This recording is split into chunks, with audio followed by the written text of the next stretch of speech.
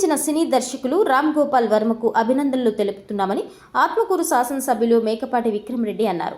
రామ్ గోపాల్ వర్మ దర్శకత్వంలో వచ్చిన వ్యూహం చిత్రాన్ని మంగళవారం ఆత్మకూరు పట్టణంలోని సినిమా థియేటర్లో నియోజకవర్గంలోని ప్రజాప్రతినిధులు, నాయకులతో కలిసి ఆయన తిలకించారు.